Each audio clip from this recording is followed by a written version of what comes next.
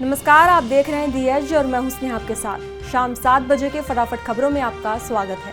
आज दिन भर देश दुनिया में हुई प्रमुख घटनाओं की पूरी जानकारी, राजनीति से लेकर नीतियों तक, सड़क से संसद तक, हर बड़ी खबर पर हमारी खास रिपोर्ट। तो चलिए शुरू करते हैं आज का समाचार। प्रधानमंत्री नरेंद्र मोदी ने गुरुवार को नई दिल्ली में राष्ट्रीय शिक्षक पुरस्कार प्राप्त शिक्षकों को संबोधित किया। उन्होंने विजेता शिक्षकों को बधाई देते हुए कहा कि शिक्षक केवल ज्ञान देने वाले नहीं बल्कि राष्ट्र निर्माण की सबसे मजबूत नींव है। पीएम मोदी ने गुरु शिष्य परंपरा को भारत की ताकत बताते हुए कहा कि शिक्षक बच्चों को सिर्फ साक्षर नहीं बनाते बल्कि उनमें देशभक्ति और आत्मनिर्भरता की भावना भी जागृत करते हैं। उन्होंने जोर दिया कि शिक्षकों का ये योगदान ही देश के भविष्य को सही दिशा देता है। भूटान के प्रधानमंत्री दासो शेरिंग तोब्गे शुक्रवार को राम नगरी अयोध्या पहुंचे। यहां पर उन्होंने रामलला का दर्शन पूजन के साथ श्री राम मंदिर निर्माण का अवलोकन भी किया। तोब्गे करीब 1 घंटे 40 मिनट तक राम मंदिर परिसर में रहे। केंद्रीय वाणिज्य एवं उद्योग मंत्री पीयूष गोयल ने जीएसटी सुधारों की सराहना करते हुए कहा कि प्रधानमंत्री नरेंद्र मोदी ने पिछले 11 सालों में कांग्रेस की छोड़ी हुई कमजोर अर्थव्यवस्था को काफी हद तक मजबूत किया है। उन्होंने कहा कि 2017 में जब किसी को भरोसा नहीं था तब हमने जीएसटी लागू किया। अमेरिका की ओर से लगाए गए टैरिफ पर गोयल ने कहा कि इसका असर कुछ क्षेत्रों पर जरूर पड़ेगा, लेकिन जो सामान अमेरिका पर नहीं जा पा रहा है उसे अन्य 50 देशों में पहुंचाने के प्रयास किए जा रहे हैं। भारत और अमेरिका के बीच टैरिफ को लेकर जारी तनाव के बावजूद दोनों देशों की रक्षा साझेदारी लगातार आगे बढ़ रही है। HAL के आधिकारिक सूत्रों के अनुसार सरकारी कंपनी हिंदुस्तान एरोनॉटिक्स लिमिटेड का एक प्रतिनिधिमंडल इस महीने अमेरिका का दौरा करेगा। वहां भारत में GE F414 INS-6 इंजन के संयुक्त उत्पादन को लेकर बातचीत के 5वें दौर का आयोजन होगा।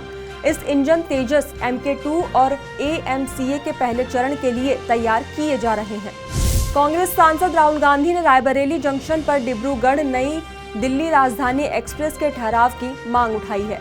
उन्होंने रेल मंत्री अश्विनी वैष्णव को पत्र लिखकर कहा कि ये ट्रेन पहले से ही रायबरेली से होकर गुजरती है, लेकिन स्थानीय लोगों की लंबे समय से ठहराव की मांग अब तक पूरी नहीं हुई है। राहुल गांधी ने अपने संसदीय क्षेत्र के लोगों की सुविधा को ध्यान में रखते हुए ट्रेन संख्या 20503, 20504 और 20505, 20506 के रायबरेली जंक्शन पर ठहराव की मांग पर गंभीरता से विचार करने का आग्रह किया है। सीबीआई ने विदेश मंत्रालय, गृह मंत्रालय और गुजरात पुलिस के साथ मिलकर एक बहुत बड़ी कार्रवाई को अंजाम दिया है। सीबीआई ने फरार आरोपी हर्षित बाबूलाल जैन के UAE से भारत वापस लाने में सफलता हासिल की है। बता दें कि हर्षित बाबूलाल जैन पर टैक्स चोरी, अवैध जुआ और मनी लॉन्ड्रिंग जैसे गंभीर आरोप हैं। महाराष्ट्र के बूलाढाड़ा में MNS कार्यकर्ताओं ने एक बार फिर से हंगामा किया। जिला श्रम कार्यालय में घुसकर कार्यकर्ताओं ने जोरदार विरोध प्रदर्शन किया।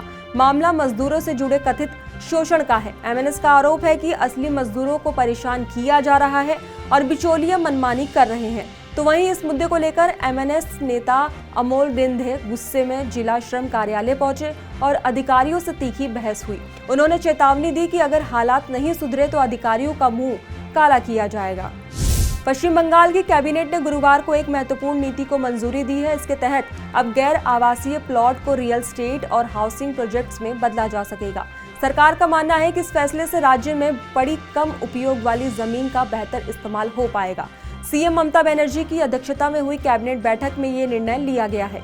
ये नई नीति शहरी विकास और नगरपालिका विभाग के अधीन आने वाले गैर आवासीय प्लॉट्स पर लागू होगी।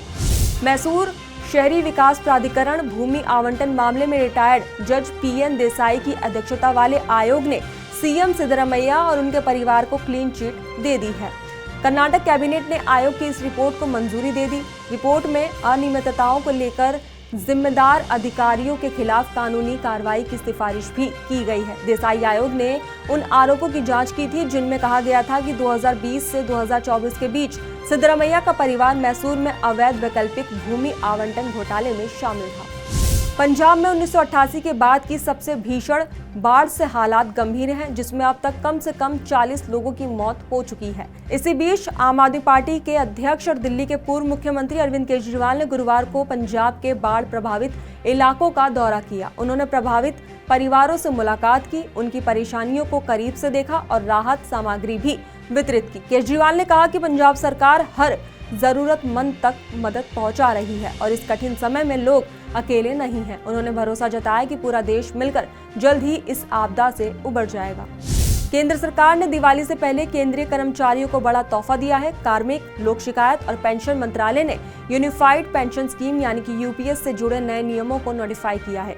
ये नियम पेंशन और रिटायरमेंट लाभ से संबंधित है। नए प्रावधानों के अनुसार अब कर्मचारियों को 20 साल की सेवा पूरी करने पर भी पूरी पेंशन मिलेगी। पहले ये सीमा 25 साल की थी, जिसे घटाकर 20 साल कर दिया गया है। कर्मचारियों की ये लंबे समय से उठाई जा रही मांग के बाद पूरी हो गई है। महाराष्ट्र में इलेक्ट्रिक वाहन उपयोगकर्ताओं के लिए बड़ी राहत की खबर सामने आई है। फडणवीस सरकार ने घोषणा की है कि 21 सितंबर से राज्य के 3 हाईवे पर इलेक्ट्रिक वाहनों को टोल फ्री कर दिया जाएगा। ये कदम इलेक्ट्रिक वाहन उद्योग को बढ़ावा देने और अधिक से अधिक लोगों को इनके उपयोग के लिए प्रोत्साहित करने के उद्देश्य से उठाया गया है। सरकार के इस फैसले का आम लोगों ने भी गर्मजोशी से स्वागत किया है। जम्मू कश्मीर में बारिश, बाढ़ और भूस्खलन से बिगड़े हालात अब भी सामान्य नहीं हुए हैं। वैष्णो देवी यात्रा हादसे को 10 दिन हो चुके हैं, लेकिन यात्रा अब तक शुरू नहीं हो सकी है। कटरा वीरान पड़ा है और श्रद्धालुओं की आवाजाही पर रोक के चलते बाजारों में सन्नाटा पसरा हुआ है। रेलवे ने इस रूट की 22 ट्रेनों को 30 सितंबर तक अलग अलग तारीखों में रद्द कर दिया है। हालांकि मरम्मत का काम पूरा हो चुका है, लेकिन यात्रा तभी शुरू होगी जब मौसम सुधरेगा और सुरक्षा सुनिश्चित होगी। पंजाब में बाढ़ की मार झेल रहे लोगों को अभी भी राहत मिलने के आसार नहीं दिख रहे हैं। राज्य के तीनों बड़े बांधों का जलस्तर खतरे के निशान के पास या उससे ऊपर पहुंच चुका है। पौंग बांध का जलस्तर खतरे के स्तर से 14 फीट ऊपर दर्ज किया गया है।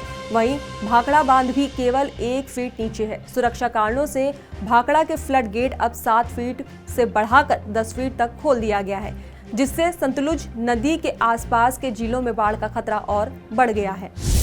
दिल्ली में यमुना का जलस्तर लगातार बढ़ने से बाढ़ जैसे हालात बन गए हैं। कई इलाके जलमग्न हो चुके हैं और राहत शिविरों तक पानी घुसने से लोगों की मुश्किलें बढ़ गई हैं।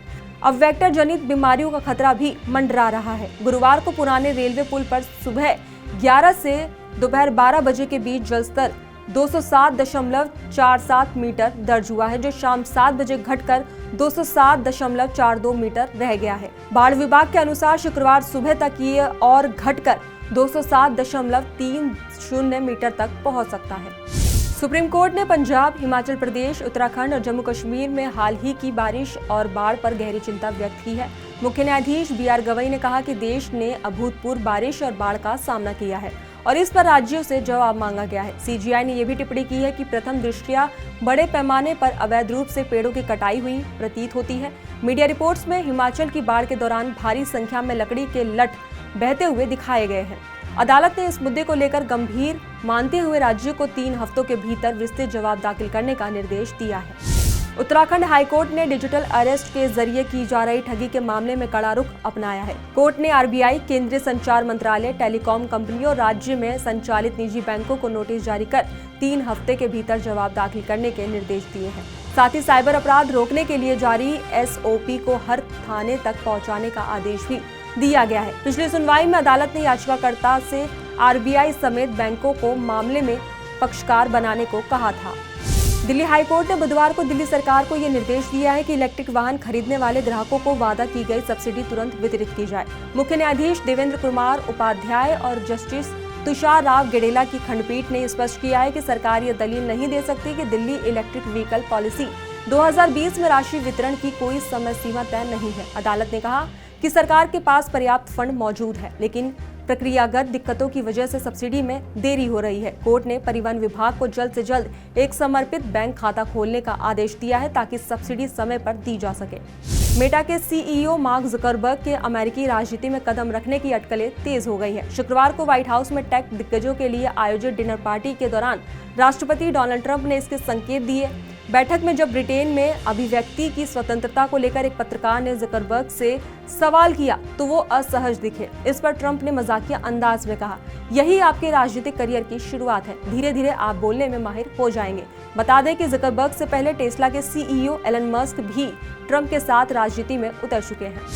अमेरिकी राष्ट्रपति डोनाल्ड ट्रंप ने अमेरिका जापान व्यापार समझौते को लागू करने के लिए एक कार्यकारी आदेश पर हस्ताक्षर किए हैं। व्हाइट हाउस ने गुरुवार को बताया कि इस समझौते के तहत अमेरिका में आने वाले लगभग सभी जापानी आयातों पर 15% का बेस लाइन टैरिफ लगाया जाएगा। आदेश में ये भी उल्लेख किया गया है कि जापान सरकार अमेरिका में 550 अरब डॉलर का निवेश करने पर सहमत हुई है। भारत ने यूएन में स्पष्ट किया है कि वह रूस यूक्रेन युद्ध को जल्द समाप्त करने के लिए हर संभव राजनयिक प्रयासों का समर्थन करने को तैयार है। यूएन में भारत के स्थायी प्रतिनिधि पार्थानेनी हरीश ने कहा कि भारत यूक्रेन की स्थिति को लेकर गंभीर रूप से चिंतित है। उन्होंने जोर देकर कहा कि निर्दोष लोगों की जान नहीं जानी चाहिए और इस संघर्ष का समाधान युद्ध के मैदान में संभव नहीं है। संयुक्त राष्ट्र महासभा की बैठक 22 सितंबर से न्यूयॉर्क में शुरू होगी। इससे पहले अमेरिकी सरकार ईरान समेत कई देशों के प्रतिनिधि मंडलों और उनके राजनयिकों पर नए प्रतिबंध लगाने की तैयारी कर रही है।